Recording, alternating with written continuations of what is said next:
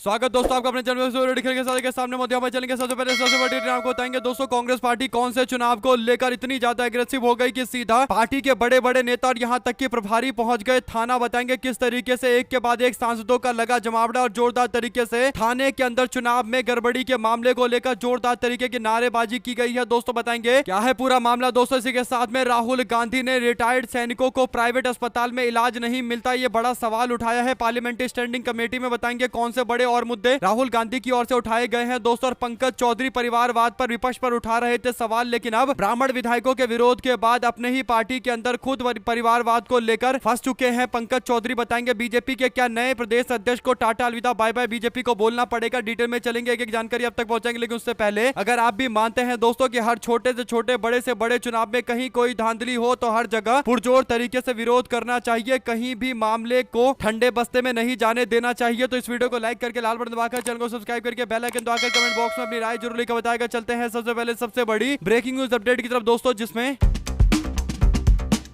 बीते दिन मध्य प्रदेश के भिंड जिले के मेहगांव नगर निकाय के वार्ड संख्या 5 पर उपचुनाव हो रहे थे दोस्तों। फर्जी मतदान कराया जा रहा था और विरोध में कांग्रेस पार्टी के प्रत्याशी ने जोरदार तरीके से प्रशासन के लोगों को घेरना शुरू किया। तो बाद में खबर सामने आती है कि कांग्रेस पार्टी के वार्ड नंबर 5 के प्रत्याशी को अवैध रूप से नजरबंद पुलिस वालों ने कर दिया है, क्योंकि चुनाव के धांधली को लेकर सवाल उठा रहे थे दोस्तों। ऐसे में जैसे ही ये जानकारी कांग्रेस पार्टी के प्रदेश के प्रभारी का हरीश चौधरी को मिलती है, वैसे ही हरीश चौधरी कांग्रेस पार्टी के कार्यकर्ताओं के साथ बड़ी संख्या में मेहगांव थाना पहुंचकर कड़ा विरोध जताने लगते हैं और निष्पक्ष चुनाव कराने और जनता के मताधिकार की रक्षा करने की मांग को लेकर जोरदार तरीके से नारेबाजी शुरू कर दी जाती है। इस दौरान प्रदेश के सह प्रभारी और सांसद श्रीमती संजना जाटव और राज्यसभा के सांसद अशोक सिंह, विधायक फूल सिंह बैरैया के साथ साथ केशव देसाई और ग्रामीण जिला कांग्रेस के अध्यक्ष रामशेष बघेल जी और विधानसभा के प्रत्याशी राहुल भदौरिया और प्रदेश के महासचिव के साथ साथ सचिव भी मौजूद रहे और अलग अलग नेताओं का पूरा हुजूम देखने को मिला। जब पार्टी का प्रभारी ही पहुंच गया दोस्तों, तो पूरी तरीके से कांग्रेस पार्टी के छोटे से छोटे बड़े से बड़े कार्यकर्ता थाने पर पहुंच गए और जोरदार तरीके से हंगामा करने लगे और साफ तौर पर बोला गया कि कहीं भी किसी भी तरीके से चुनाव की धांधली होगी तो डंके की चोट पर विरोध किया जाएगा। हमारा प्रत्याशी फर्जी वोट के खिलाफ बोल रहा था तो तुमने उसे हिरासत में क्यों ले लिया, नजरबंद क्यों किया गया। तो इस पर कोई भी जवाब प्रशासन की ओर से नहीं दिया जाता, मामले को जैसे तैसे रोकने की कोशिश की जा रही थी। कुल मिलाकर दोस्तों पुरजोर तरीके का विरोध किया गया है। ऐसे में कांग्रेस पार्टी के सारे कार्यकर्ता और प्रभारी के पहुंचने के बाद से पूरी स्थिति पलट गई। आप लोग अपनी राय जरूर लिखकर बताएगा और ज्यादा से ज्यादा वीडियो को शेयर कीजिएगा। चलते हैं एक और बिग न्यूज अपडेट की तरफ, जहां पर राहुल गांधी की ओर से एक बड़ा मुद्दा उठाया गया दोस्तों। हुआ यह है कि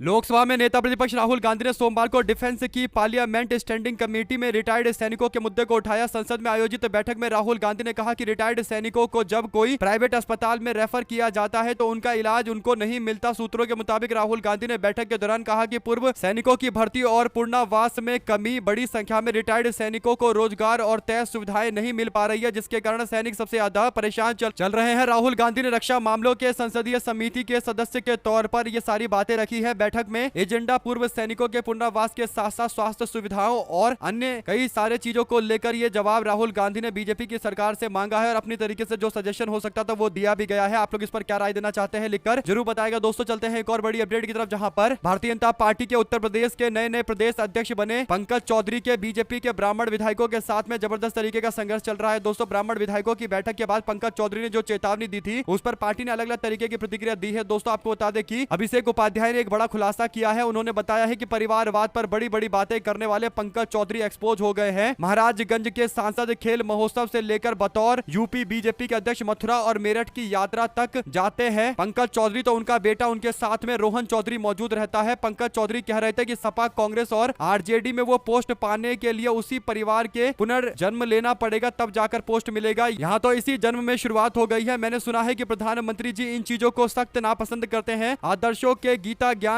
की सबसे बड़ी समस्या यह है कि ये हमेशा दूसरों के संदर्भ में लागू किया जाता है, खुद पर संदर्भ में यह उसी तरीके से अछूत होता है जैसे साल 1936 में बनी अशोक कुमार और देविका रानी की फिल्म अछूत कन्या। कुल मिलाकर दोस्तों जिस तरीके से भारतीय जनता पार्टी के नेता पंकज चौधरी बयान दे रहे थे और दावा कर रहे थे कि अलग अलग विपक्षी पार्टियों में परिवारवाद है, उनकी पार्टी यानी भारतीय जनता पार्टी में कोई परिवारवाद नहीं है, लेकिन जहां जहां घूम रहे हैं अपने बेटे को साथ में लेकर घूम रहे हैं दोस्तों बीजेपी के प्रदेश अध्यक्ष के तौर पर। इससे पता चलता है कि कहीं ना कहीं कोशिश की जा रही है कि अपने बेटे को भी राजनीति में लेकर आए। अगर आप भी मानते हैं कि सबसे ज्यादा परिवारवाद ही यहीं पर है तो अपनी राय जरूर लिखकर बताएगा। दोस्तों, भारतीय जनता पार्टी के परिवारवाद और अन्य पार्टियों के परिवारवाद में जमीन आसमान का अंतर है या फिर जमीन और ब्रह्मांड का अंतर है? जो भी आपको लगता है लिखकर जरूर बताएगा। ज्यादा से ज्यादा वीडियो को शेयर कीजिएगा। ये तस्वीरें बीजेपी को एक्सपोज कर रही थी, इसीलिए अपडेट आप तक पहुंचाई गई है। साथ साथ चलते हैं एक और बड़ी अपडेट की तरफ, जहां पर महाराष्ट्र के अंदर बीएमसी चुनाव के लिए कांग्रेस पार्टी को एक बड़ी सफलता मिली है। दोस्तों, पार्टी ने वंचित बहुजन अघाड़ी के साथ में गठबंधन करने का ऐलान कर दिया है। वंचित बहुजन अघाड़ी, जिन्हें दलित समाज के लोगों का जबरदस्त तरीके का समर्थन मिलता है दोस्तों, और कांग्रेस पार्टी के पास मुस्लिम समाज के साथ साथ अन्य अदर समाज के लोगों का भी वोट है, तो ऐसे में दलित समाज का वोट भी जुड़ेगा और धनगर समुदाय को भी साथ में लेकर आई है कांग्रेस पार्टी। तो जो आंकड़े उसके अनुसार कांग्रेस पार्टी 165 सीटें लड़ने के लिए तैयार है। वंचित बहुजन अघाड़ी को 62 सीटें लड़ने के लिए दिया जा रहा है। ऐसे में कांग्रेस पार्टी इस बार नए समीकरण के साथ मैदान में उतर रही है। देखते हैं समीकरण का क्या नतीजा होता है, रिजल्ट किस तरीके का सामने आता है। अगर आप भी मानते हैं दोस्तों कि कांग्रेस पार्टी को गठबंधन के अंदर शिवसेना यूबीटी को भी शामिल करना चाहिए, क्योंकि एमएनएस के साथ में उनका गठबंधन है, तो कहीं ना कहीं सीटों को लेकर आपस में एडजस्टमेंट करना पड़ेगा। दो शब्द जरूर लिखकर बताएगा। ज्यादा से ज्यादा वीडियो को शेयर कीजिएगा। दोस्तों, चलते हैं एक और बड़ी अपडेट की तरफ, जहां पर उत्तर प्रदेश भारतीय जनता पार्टी के नेता और प्रदेश अध्यक्ष पंकज चौधरी के ब्राह्मण विधायकों को चेतावनी दिए जाने के बाद अब पार्टी के अंदर से कई तरीके की आवाज उठनी शुरू हो गई है, बगावती शुरू हो गए हैं। पूर्व सांसद ब्रजभूषण शरण सिंह के बाद अब डिप्टी सीएम केशव प्रसाद मौर्य ने कहा कि विधायक तो मिलते हैं, मिलना भी चाहिए। वहीं पर ब्राह्मण संगठन भाजपा से नाराज हो गए हैं और भाजपा जाति की राजनीति नहीं करती तो वह पिछड़ा और अल्पसंख्यक मोर्चा क्यों बनाकर रखती है, इसका जवाब दे भारतीय जनता पार्टी के नेता पंकज चौधरी, जो ब्राह्मण विधायकों के मीटिंग के बाद दावा कर रहे थे कि बीजेपी जाति समूह की कोई बैठक नहीं करती है और जाति समूह नहीं होना चाहिए। क्या आप भी मानते हैं कि कहीं ना कहीं एक बड़े अंतर में फंस गई है भारतीय जनता पार्टी, जहां पर अल्पसंख्यक समुदाय और तमाम अन्य अलग अलग तरीके के समुदाय के लोगों का मोर्चा बीजेपी चलाती है और दूसरी ओर ब्राह्मण समाज के विधायकों को हिदायत दी गई है। तो कहीं ना कहीं ब्राह्मण समाज के विधायकों को समझ में आ चुका है कि भारतीय जनता पार्टी उनके साथ दोहरा व्यवहार जता रही है। आप लोग अपनी राय जरूर लिखकर बताएगा। ज्यादा से ज्यादा वीडियो को शेयर कीजिएगा। चलते हैं एक और बड़ी अपडेट की तरफ, जहां पर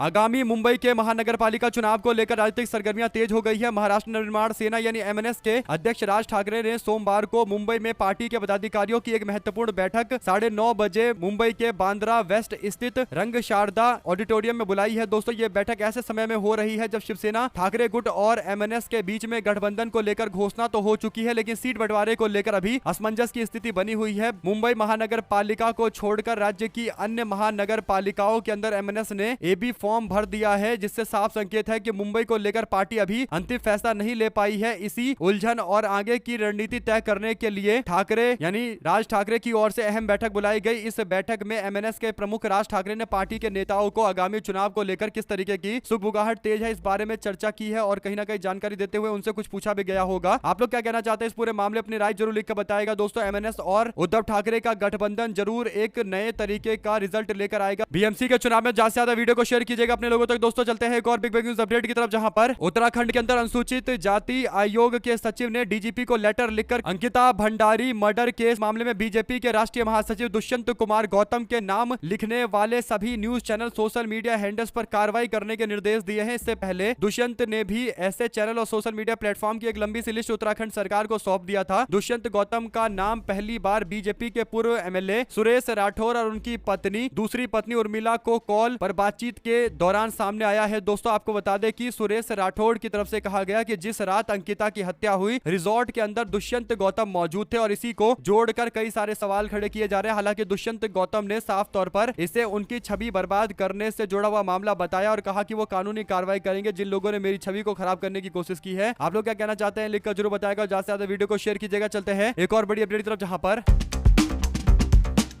बीएमसी के चुनाव के लिए भारतीय जनता पार्टी ने उम्मीदवारों की लिस्ट जारी कर दी है। दोस्तों, इस लिस्ट में 66 प्रत्याशियों को टिकट मिला है। उसमें महाराष्ट्र विधानसभा के स्पीकर राहुल नार्वेकर के परिवार के 2 लोगों को शामिल किया गया है। राहुल नार्वेकर के भाई और भाई की पत्नी भी इस बार चुनावी मैदान में उतरेंगी। साउथ मुंबई के कोलावा वार्ड संख्या 226 से मकरंद नार्वेकर को पार्टी ने टिकट दिया है, जबकि राहुल नार्वेकर के भाई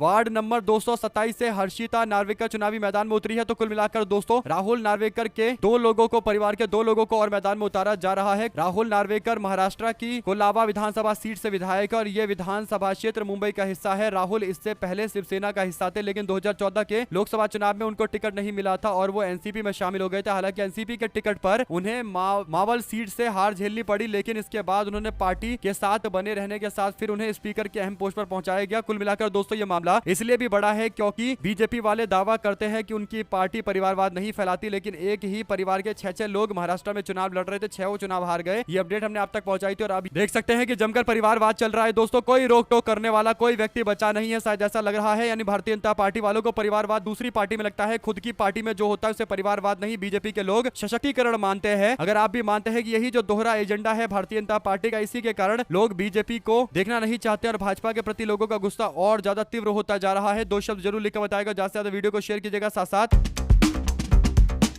उन्नाव के गैंगरेप केस मामले को लेकर पूर्व बीजेपी के विधायक कुलदीप सिंह सेंगर को बेल पर सुप्रीम कोर्ट ने रोक लगा दी है दोस्तों। चीफ जस्टिस ऑफ इंडिया यानी सुप्रीम कोर्ट के जज बोले, कहा हाईकोर्ट का आदेश जिन जजों ने लिया है वे देश के बेहतरीन जजों में गिने जाते हैं, लेकिन गलती हर किसी से हो सकती है। ऐसा कैसे हो सकता है कि एक पुलिस कांस्टेबल को लोक सेवक माना जाए लेकिन विधायक सांसद को इस दायरे से बाहर रखा जाए। बीजेपी के पूर्व एमएलए कुलदीप सेंगर की बेल को रोकते हुए कोर्ट की ओर से आदेश जारी किया गया है। अगर आप भी मानते हैं कि कोर्ट को इस मामले पर गंभीर सवाल पूछे जाने चाहिए तो अपनी राय जरूर लिखकर बताएगा और ज्यादा से ज्यादा वीडियो को शेयर कीजिएगा। चलते हैं एक और बड़ी अपडेट की तरफ, जहां पर ललित मोदी ने वायरल वीडियो को लेकर माफी मांग ली है। आपको बता दें कि भगोड़ा ललित मोदी ने विजय माल्या के साथ अपना एक वीडियो शेयर करने पर सोशल मीडिया पर भारत सरकार से माफी मांगी है। मोदी सरकार से इस पूरे मामले पर माफी मांगी गई है दोस्तों। उन्होंने कहा कि मेरे बयान से किसी की भी भावना अगर आहत हुई है तो खासकर भारत सरकार की, तो मैं इसके लिए माफी मांगता हूं। बयान का आशय वैसा नहीं था जैसा आप लोग समझ रहे हैं। किसी भी गलतफहमी के लिए फिर से माफी मांगा जाना चाहिए और मांगा जा सकता है, लेकिन 22 दिसंबर का वीडियो अपलोड किया गया, इसमें वो भगोड़ा विजय माल्या के साथ में नजर आता है और वीडियो में नरेंद्र मोदी खुद को और माल्या को भारत के 2 सबसे बड़े भगोड़े के तौर पर बोलते हुए मजाक उड़ाता है। कुल मिलाकर दोस्तों भारत सरकार जो दावा करती है, बीजेपी के लोग दावा करते हैं कि वो भगोड़ों को वापस लाने के लिए प्रयास कर रहे हैं, लेकिन भगोड़े खुलेआम जो मन कर रहा है वो बोल रहे हैं उल्टा सीधा। भारत सरकार और तमाम तरीके के प्रक्रिया को लेकर सवाल खड़ा कर रहे हैं। अगर आप भी मानते हैं कि भगोड़ों को रत्ती भर भी डर नहीं लगता है बीजेपी सरकार से, और इसका सबसे बड़ा कारण यह कि भाजपा सरकार के पास वो नीति ही नहीं है जिनसे इस भगोड़ों को वापस से लेकर आया जाएगा और इनसे एक एक पैसे जनता के पैसे वसूले जाएंगे। ये पार्टियां कर रहे हैं, मजे उड़ा रहे हैं और इनको कोई रोकने टोकने वाला नहीं है। और इसीलिए अब बदतमीजी का एक वीडियो सोशल मीडिया पर वायरल हुआ तो उसके बाद भारत सरकार से माफी मांगकर नाटक करने की कोशिश कर रहा है विजय माल्या और ललित मोदी। 2 शब्द जरूर लिखकर बताएगा दोस्तों इन दोनों भगोड़े के बारे में। चलते हैं एक और अपडेट की तरफ, जिसमें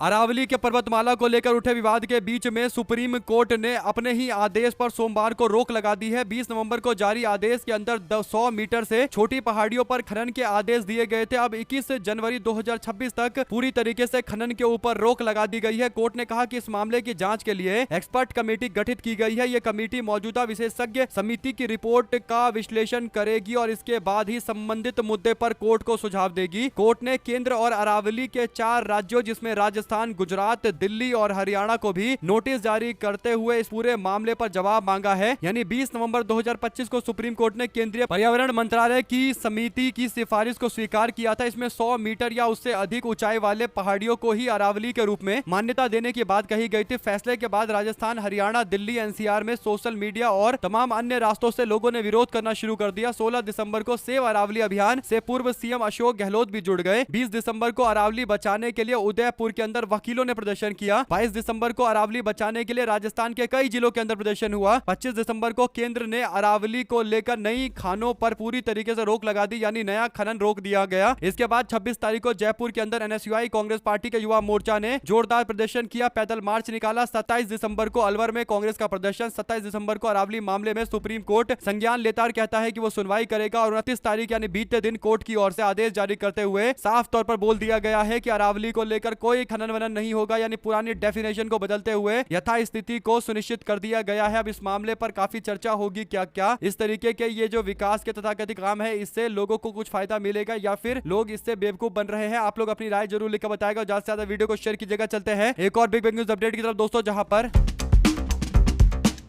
बक्सर के सदर के विधायक एक घोटाले को लेकर बयान देकर अब सवालों के घेरे में आए हैं दोस्तों। बक्सर के सदर अस्पताल से जुड़े कथित दवा घोटाले को लेकर आरजेडी के सांसद ने सुधाकर सिंह ने कहा कि अब तक एफआईआर दर्ज ना होना गंभीर सवालों को खड़ा करता है। उन्होंने पूरे मामले में मिली भगत की आशंका जताई है। सुधाकर सिंह ने इस बयान पर भाजपा के नेता आनंद मिश्रा पर पलटवार किया है। कहा है कि शासन और प्रशासन कैसे चलता है ये मुझे मत सिखाए। पूर्व आईपीएस अधिकारी और बक्सर से भाजपा के विधायक आनंद मिश्रा ने कहा कि एक अधिकारी का नेता बनने या नेतागिरी करने वाले नेता बनने में बहुत फर्क है। यानी एक अधिकारी नेता बना है तो वो जानता है कि कैसे प्रशासन चलता है। अगर एक नेता ही नेता बना हुआ है नेतागिरी करके तो उससे कुछ ज्यादा उसके पास अनुभव होता नहीं है। कोई नेता केस दर्ज नहीं करता, वहां के विभागीय अधिकारी कार्रवाई करते हैं। ये बात सुधाकर सिंह को पता होना चाहिए। कुल मिलाकर भारतीय जनता पार्टी के नए नए विधायक, बक्सर के विधायक आनंद मिश्रा अब फटकार लगा रहे हैं सुधाकर सिंह को। आप लोग क्या राय देना चाहते हैं दोस्तों, लिखकर जो बताएगा। अगर आप भी मानते हैं कि काफी ज्यादा भ्रष्टाचार का मामला अब बिहार से सामने आ रहा है जिस पर जवाब देना चाहिए जो लोग सरकार का हिस्सा है उन सभी लोगों को। साथ साथ चलते हैं एक और अपडेट की तरफ दोस्तों, जहां पर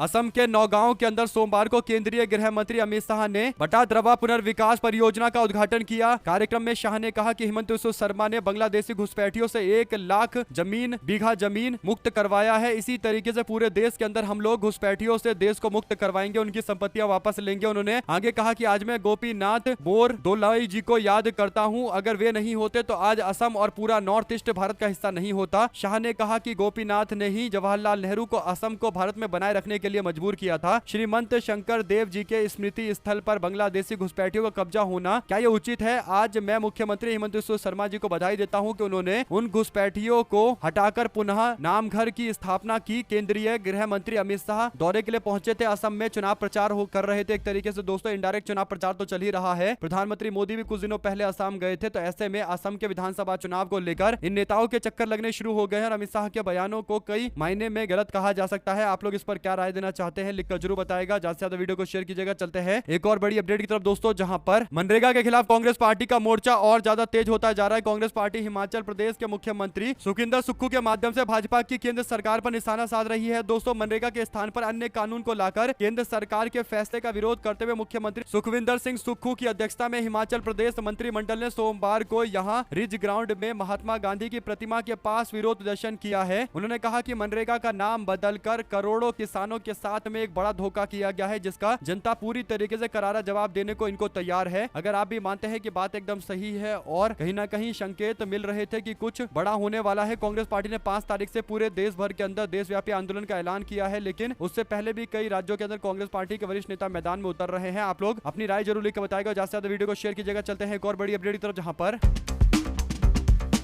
त्रिपुरा के रहने वाले भारत के नागरिक अंजेल चकमा की हत्या के मामले को लेकर अब राहुल गांधी ने भी इसे लेकर गुस्सा जाहिर किया है। आपको बता दें कि उत्तराखंड के देहरादून से ये अपडेट आई है, जिसमें दावा किया गया कि त्रिपुरा के रहने वाले अंजेल चकमा को चाइनीज बताकर दर्दनाक तरीके से उसकी पीट कर हत्या कर दी गई। ये मामला काफी ज्यादा तूल पकड़ता नजर आया। दोस्तों राहुल गांधी ने कहा कि इस तरीके से जो हिंसा है, जो हेट है, जो दुर्भावना है, वो केवल एक रात में तो फैलती नहीं है और बार बार एक ही चीज की जाती है, हिंसा फैलाया जाता है तो फिर हेट का ये रूप देखने को मिलता है, यानी हिंसा और घृणा का जो ये पूरा अस्तित्व देखने को मिल रहा है। इससे लेकर कई तरीके की समस्याएं भी हैं। आपको बता दें कि India is built on respect and unity Rahul Gandhi कहते हैं। आगे कहते हैं कि नॉट फियर एंड अब्यूजेस, यानी अगर कोई गाली देता है और डर दिखाता है तो उससे भारत बिल्कुल नहीं झुकेगा, ये एकदम तय है। साथ साथ राहुल गांधी ने इस पूरे मामले पर अब बीजेपी की केंद्र सरकार से कार्रवाई के लिए बोला है। कुल मिलाकर दोस्तों उत्तराखंड में भाजपा की सरकार है, त्रिपुरा में बीजेपी की सरकार है और ऐसे में उत्तराखंड के अंदर एक व्यक्ति की जान चली जाती है और ये मामला जिस तरीके से जिस लेवल से उठाया जाना चाहिए वो एकदम नजर नहीं आता। अगर आप भी मानते हैं कि कहीं ना कहीं त्रिपुरा वाले इस मामले को लेकर नॉर्थ ईस्ट के लोगों में एक असमंजस की स्थिति होगी दोस्तों, और जिस तरीके का माहौल देश में बनाया जा रहा है कहीं ना कहीं अच्छी बात नहीं है। चलते हैं एक और बड़ी अपडेट की तरफ, जहां पर